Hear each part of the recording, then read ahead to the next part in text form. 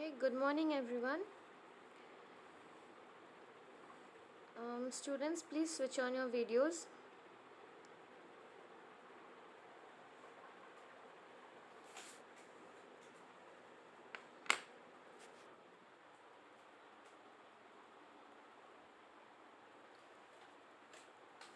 So, in the last class, we discussed till your mode of transmission, right? So, we discussed that AIDS and HIV, these two are different things. HIV is the virus, whereas AIDS is the syndrome. And then how HIV progresses to AIDS. After that, we studied about the reservoir of infection, the sources of infection, and about the high risk groups, and how it is transmitted and how it is not transmitted, right? So today we'll discuss about the incubation period. So the incubation period in HIV AIDS, it actually varies from a few months to 10 years. Okay, from a few months to 10 years, and sometimes it can be even longer than that. Okay, and what is interesting is some people, they remain a carrier for lifetime. Okay, so they may not develop AIDS, they will have the virus in themselves, they will be a carrier, and then they can transmit the disease to everyone else around. Okay, but they will themselves will not develop the syndrome. So it might take as less as few months to as long as 10 years, or sometimes even more than that, and it is very uncertain. Okay, after that comes about your clinical manifestations, that is the signs and symptoms. Now, the clinical features of HIV AIDS, these are also classified into your four broad groups. Okay, four groups. So the first one is your initial infection with the virus and development of antibodies. That is the first one. Second is your asymptomatic carrier state. Okay. Third is your AIDS related complex. And fourth is your AIDS. Okay. So let me show you. So if you look into the signs and symptoms, these will be the usual ones. The person will be having muscle aches, he will have fever as well as chills, mouth ulcers, that is, he will be suffering from some kind of mouth infections, sore throat, fatigue, which means tiredness, night sweats, swollen lymph nodes, and skin rashes. So these are some of the common signs and symptoms of HIV. Now, if you divide this into like four categories or four stages, then the first one, that is the initial infection and then development of antibodies, right? So what happens here is, in this stage, that is the first one where you will have only an infection by the virus, at that stage you will experience mild illness, that is fever, sore throat and rash. Okay, in about 70% of the people, these are the only signs and symptoms that you will see, that is fever, sore throat and rashes. And this occurs like after a few weeks after the initial infection with the virus. And interestingly, some people which are HIV infected, they will have no symptoms for the first 5 years or even more than that. Okay,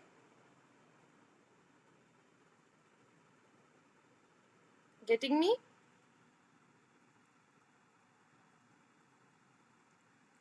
See, for this initial infection with the virus and development of antibodies, what will happen that, what does this means that you are infected by the virus, and once you are infected by it, so next step will be the development of antibodies in your body. So when you are having this initial infection, some people may be having fever, sore throat and rash in about 70% of the people, and they experience it a few weeks later. Okay, and what happens after this initial infection, the things starts getting severe. Okay, but in some people you will not see these symptoms for the first 5 years or so after the initial infection. They look healthy. Okay, they look healthy. And also, as you can see here, fatigue and tiredness is also a symptom. So in those cases, they will not even experience fatigue, or like they will not get fever. They will be healthy. Okay, in and out means they will not feel unwell by themselves. Also, they will look healthy. And once they are infected for a lifetime. Okay, that is the truth, that they will be infected for a lifetime. Whether it depends, okay, whether they develop symptoms or they do not develop symptom, this doesn't matter. The thing is, they are infected and they can infect other people as well. Okay, no matter whether they are developing the symptoms or not. This is the initial infection with the virus and development of antibodies. Next comes your asymptomatic carrier stage. Okay, so what will happen is that, as I told you in the first state, that they were already affected. So the antibodies were generated. So what are antibodies? They are like your armies. Okay, they are like armies in your body. So whenever some virus or any pathogen is attacking your body, so these antibodies are developed to fight against that infection. So when you have the initial infection, so after that antibodies were already developed in your body. So since antibodies have developed in your body, so the thing is, in some the amount might be more, the power of the antibodies might be more. In some, the power of the antibodies might be less. Okay, so what will happen? There will be no such signs and symptoms of the disease because the antibodies have already developed and they are fighting against the infection. Okay, although they will not be able to kill the virus, but at least they will be able to manage it. So here in the asymptomatic carrier stage, that is asymptomatic, that is you will not see any kind of symptoms. Why? Because the antibodies have already developed and it is not clear for how long this state lasts. Okay, it is not clear, but one thing that you will see in asymptomatic carrier state, here you can see, is the swollen lymph node in the third row, swollen lymph nodes. So this is the only symptom that the person might be experiencing at this stage. Now, what is swollen lymph node? So these are lymph nodes are the immune system glands. Okay, these are the immune system glands. Now, why they become swollen? As a response to the infection. Okay, as a response to the infection. Here it is the viral infection. So as a response to it, the lymph node, which are a part of your immune system, they get swollen. So this is the only symptom that you might see in this asymptomatic carrier state. After that comes is the third one is your AIDS related complex. Okay, a person with this ARC, which is the AIDS related complex. Okay, a person with ARC has illnesses which is caused by damage to the immune system. Now your immune system has already been destroyed, okay, or already been weakened by the virus. So now you will start getting the opportunistic infections. Now what are opportunistic infections? Now if I say use the term opportunistic, this means if I use it in term of a person, if I say a person is opportunistic, what does this mean? The person knows how to take advantage of the opportunity. So if I say opportunistic infection, so these are the ones that occur in your body as a result of your depressed immune system. That is, the HIV virus entered your body. Okay, it has weakened your immune system. So now since your immune system is weak, that is an opportunity for the other infections or for the other pathogen to enter your body when the system is already weak. So this opportunistic infection, some of them include, okay, fever, night sweats, then your oral infection, okay, then your fatigue, malaise, diarrhea, loss of like more than 10% of your body weight. Okay, loss of 10% of body weight, that is huge. Generalized lymphadenopathy or enlarged spleen. Okay, lymphadenopathy is the swollen lymph node only, that is known as your lymphadenopathy, and your spleen will also be enlarged. And tuberculosis. So tuberculosis, I told you before, these two are almost interrelated. So when you develop AIDS, there are higher chances that you develop infections such as tuberculosis. So these are some important clinical manifestations that you will see in this AIDS related complex. And then there is another infection which you known as the oral thrush. Okay, oral thrush. I'll show you a picture. Wait. This is a oral thrush. Okay, this is a common signs and symptom in your HIV AIDS. Okay, first is it is a common oral yeast infection. It is caused by the pathogen which is an yeast. Okay, it can resolve on its own or with antifungal because it is caused by your fungus. So what happens here is you will see patches of white patches. Okay, white patches or coating in the mouth or in the tongue, and it commonly affects the children. So children can also get HIV AIDS from their mother. So this oral thrush, it is very common in case of the children. So you will see this kind of infection in this AIDS related complex, that is the third stage, or what you call as ARC. The fourth is your AIDS. Okay, AIDS, that is the end stage of HIV infection. So a number of opportunistic infection that commonly occur at this stage may be your cancer. Okay, otherwise unexplained defects in the immunity. Okay, cancer, that is another infection that you might get. Okay, and because your immune system is already weak, the reason is that cancer is although not a communicable disease. Okay, remember that cancer is not a communicable disease, but you might get it when your immune system is suppressed. After that, there will be unexplained defects in your immunity and tuberculosis. So that is also a common infection I told you about. Okay, then death is due to uncontrolled and untreatable infection. So when proper medical care is not achieved during this period, or when even after applying the medications the person or the cannot be cured. Okay, only maybe the signs and symptoms are cured, but the infection is such that this cannot be cured. So in these cases it is the last stage of HIV AIDS. Okay, and many people with AIDS, they are affected by a wasting syndrome. Now what is wasting syndrome? It is usually seen in the African countries. Okay, I told you during the first class that HIV AIDS is also known as the slim disease. Now why slim disease? Because you will see that there is a lot of muscle wasting. The person will have chronic diarrhea and then severe weight loss, which is about like 10% of your body weight. So the person becomes lean and thin.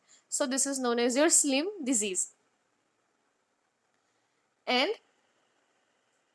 in the later stages, AIDS might also affect your brain as well. The people might be suffering from your Alzheimer's disease, dementia, which is the loss of memory. So these are the common ones. If the virus that crosses the blood brain barrier, okay, if it crosses this blood brain barrier, you already know that the virus is circulating in your blood, and once it crosses the blood brain barrier, so it goes into your brain and then it leads to encephalopathy, after that your Alzheimer's disease or dementia. So these usually happens at the later stage or the last stage of the disease. So these are the four divisions of the clinical signs and symptoms. That is, first is you will have the initial infection. Okay, when you have the infection you will start developing antibody in your body, and during the infection some might experience these mild symptoms such as your fever, sore throat, and some may not even have symptoms for about like 5 years. Then next is your asymptomatic carrier state. So since antibodies were already developed in your body, so you will, and it will start fighting against the infection. So at this point of time you will not have any kind of signs and symptoms except for the swollen lymph node. Next is the AIDS related complex or the ARC, where you will see this number of opportunistic infections. Okay, for example the oral thrush. Okay, that is an example. Other might be your fever, okay, weight loss, and these are some AIDS related complex. And last is your AIDS, which is the end stage, where you can see the infections such as your tuberculosis, okay, cancer, and then if these are untreated the person might even die. Okay, so these are about the clinical manifestation of your HIV AIDS. So clear? Is it clear?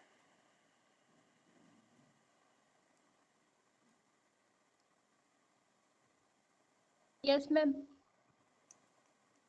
Okay.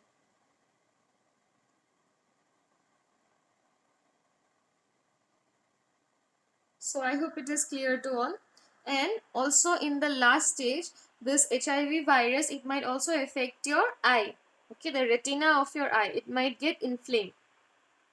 And you can get some other infections such as pneumonia, okay, meningitis. It is the inflammation of the meninges. So these are some opportunistic infection that you will see in the last stage.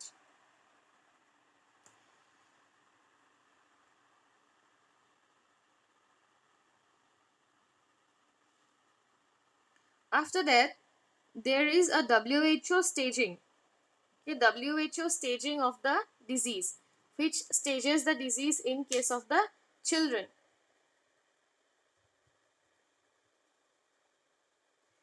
So first is your clinical stage 1.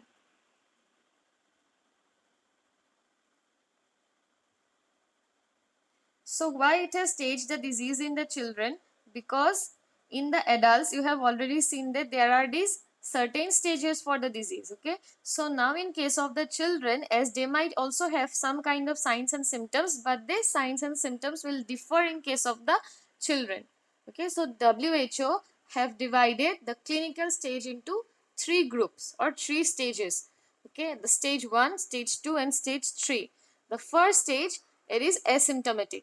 Okay, asymptomatic persistent generalized lymphadenopathy, that is there will be swollen lymph node that you will see, and apart from that it will usually be asymptomatic in case of the child. Then stage 2 is unexplained chronic diarrhea, okay, severe persistent or recurrent candidiasis outside the neonatal period. Candidiasis means that is a fungal infection which you usually see in the mouth. That is the oral thrush that I have shown you. That is the candidiasis which is outside of the neonatal period. That is neonatal period, it is the first 4 weeks. Okay, neonatal period is the first 4 weeks of a baby. So after that they will see this candidiasis or the fungal infection in the mouth. And then weight loss or failure to thrive, that is weight loss or failure to thrive means that is failure to grow. Okay, which may be in terms of your weight. Okay, that is the baby is not able to gain weight, and along with it there is a severe loss of weight, and persistent fever and recurrent severe bacterial infections. So these are seen during the stage 2. Then next comes your stage 3, which is the age defining opportunistic infections. I told you about that, about these infections. Okay, that is maybe the oral thrush, maybe cancer, maybe tuberculosis. So these are the opportunistic infection. Okay, then after that is the severe failure to thrive that continues. The baby is not able to gain weight. Okay, progressive encephalopathy means as the disease progresses, it if it crosses the blood brain barrier, it will affect your brain, and then you might get encephalopathy. Okay, and then malignancy, which is cancer only, and recurrent septicemia or meningitis. Septicemia means infection in your blood. Meningitis means inflammation of the meninges. Now what are meninges? The protective covering of the brain and the spinal cord. These are known as your meninges. So when this gets inflamed, that is meningitis. And septicemia means infection in your blood. So these are the 3 stages that WHO has graded. Okay, clear?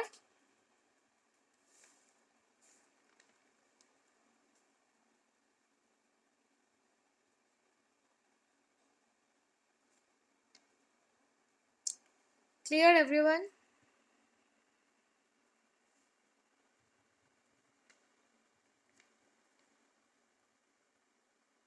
Is it clear about the WHO grading?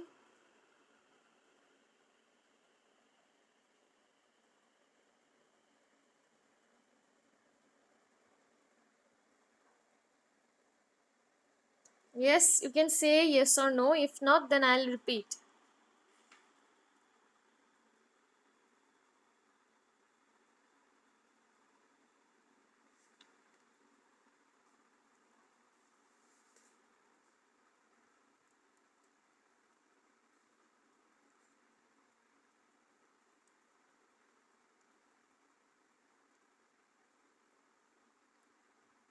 Okay, since you're not saying anything, I consider that it is clear. If not, you can ask me, okay?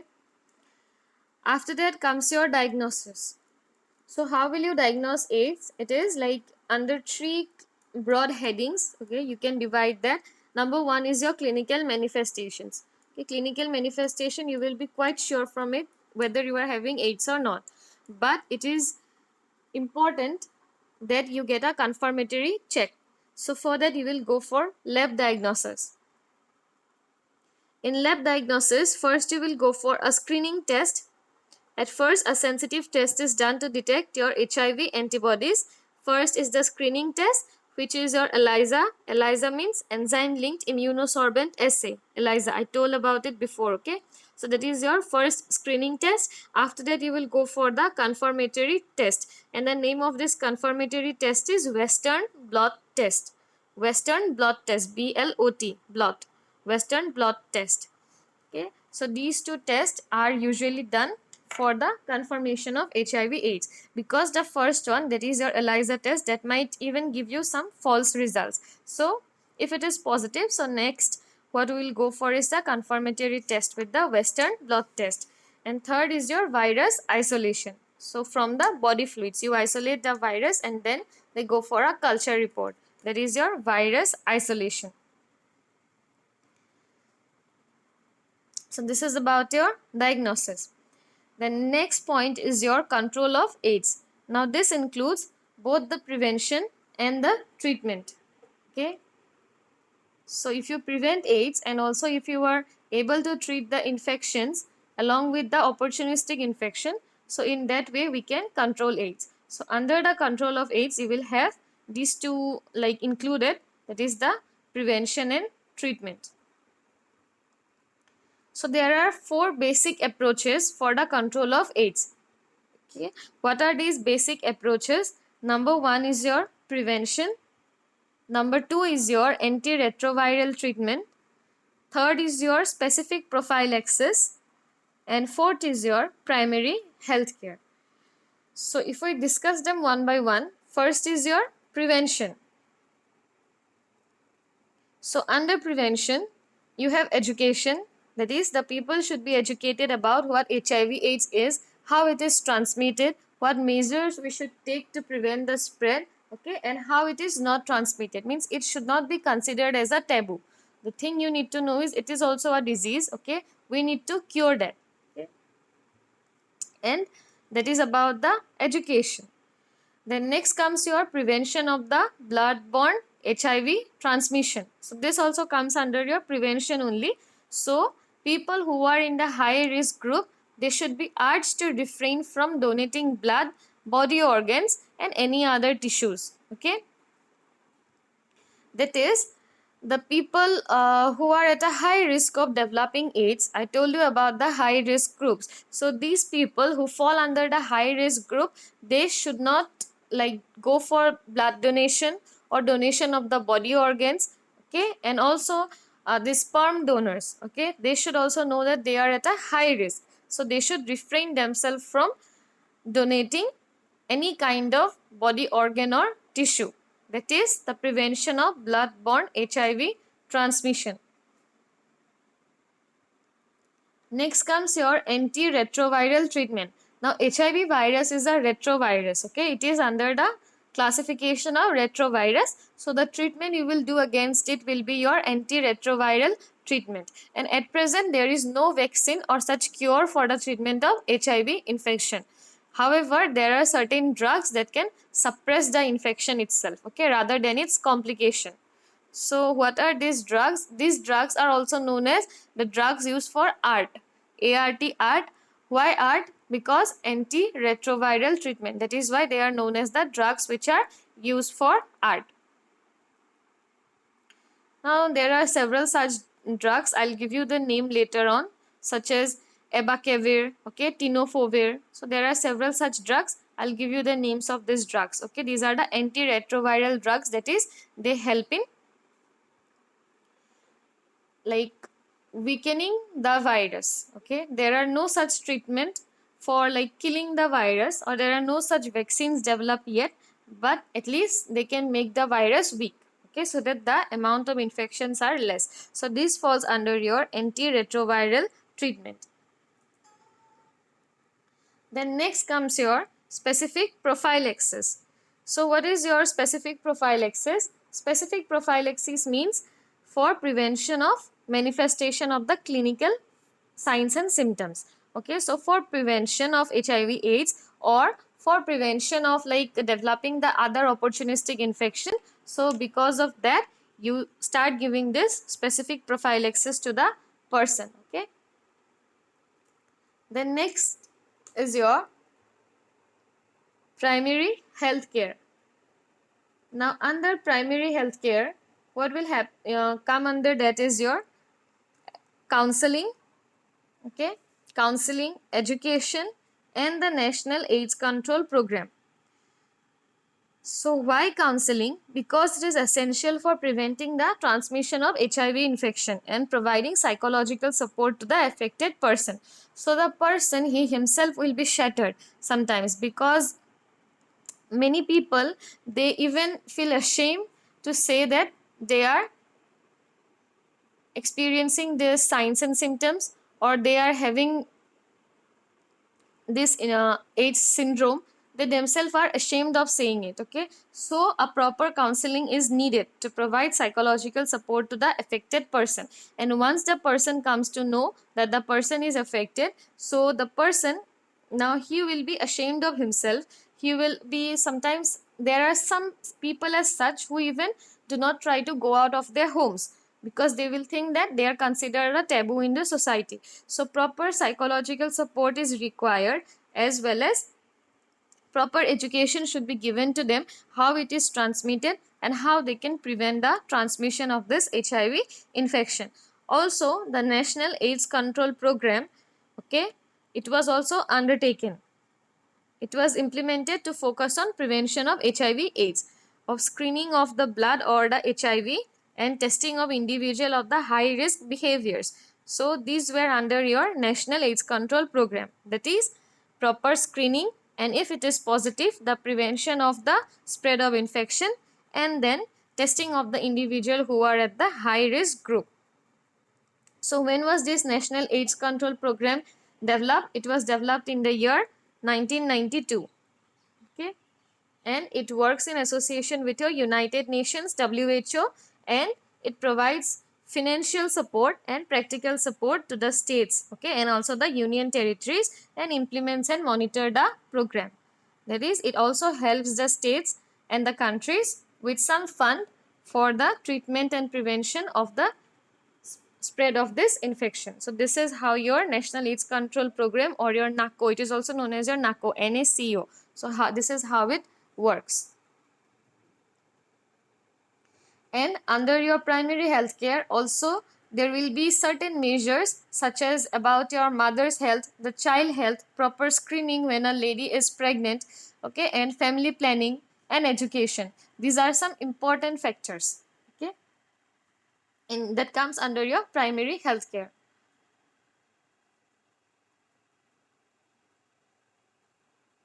And AIDS control program, it should not be developed in isolation. Okay, it was not developed in isolation. It was integrated into the country's primary healthcare system, and it is essential because only then it can monitor and implement the program. Okay, so this was all about your HIV/AIDS. So any doubts till now?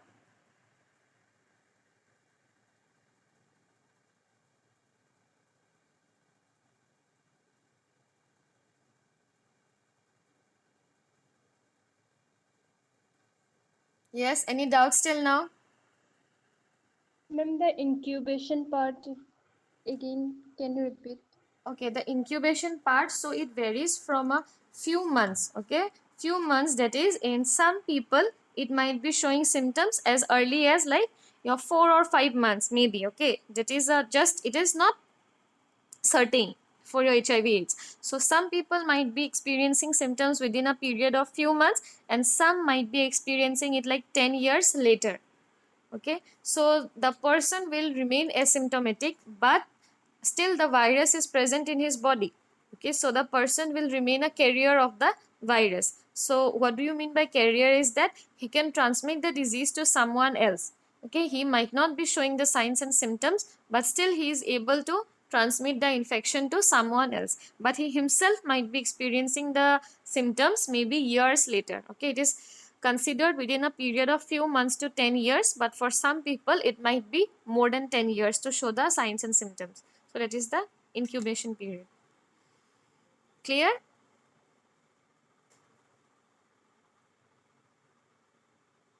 Yes, ma'am. Okay, anyone else? Any doubt?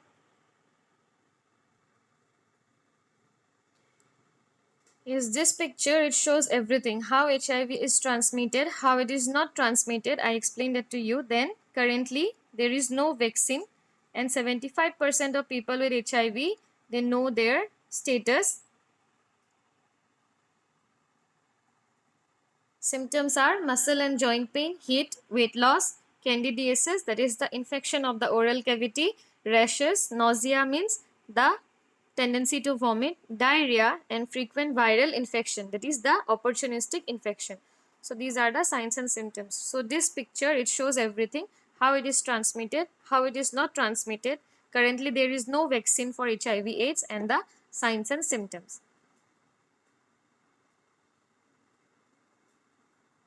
Okay, do you all know when is the National AIDS Day?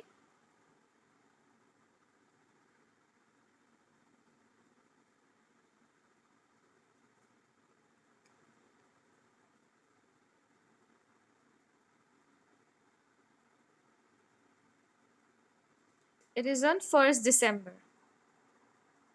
Okay, that is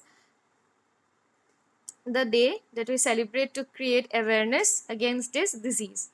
Okay, that is your National AIDS Day. So anything else? Any more doubts?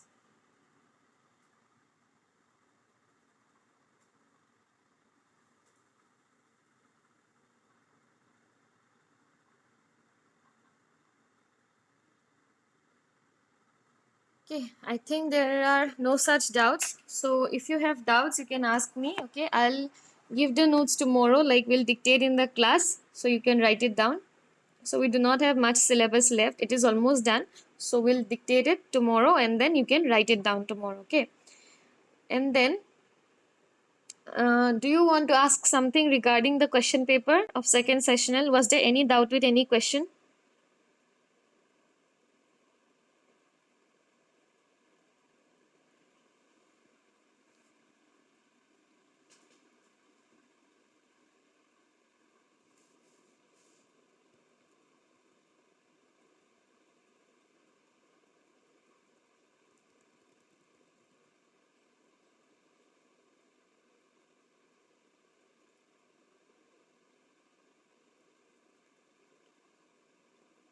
Okay, there was a question where it was asked to choose the correct statement.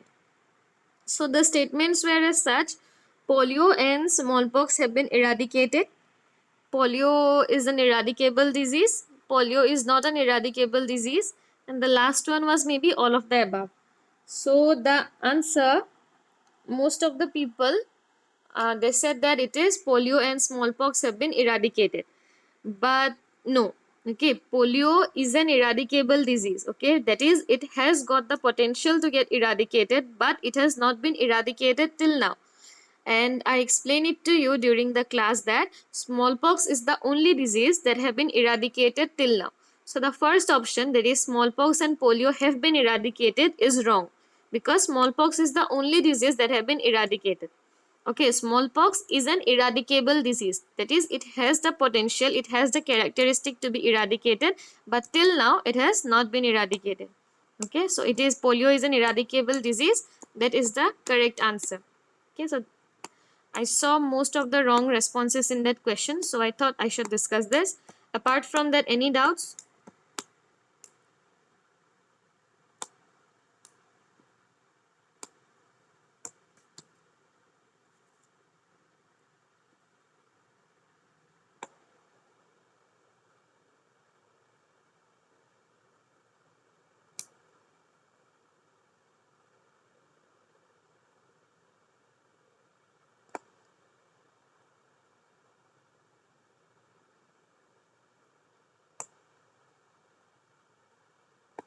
Okay, I think there are no such doubts. If you have any doubt, you can ask me later on. Okay, so we'll wind up the class now. CR, you send me the attendance for today's class.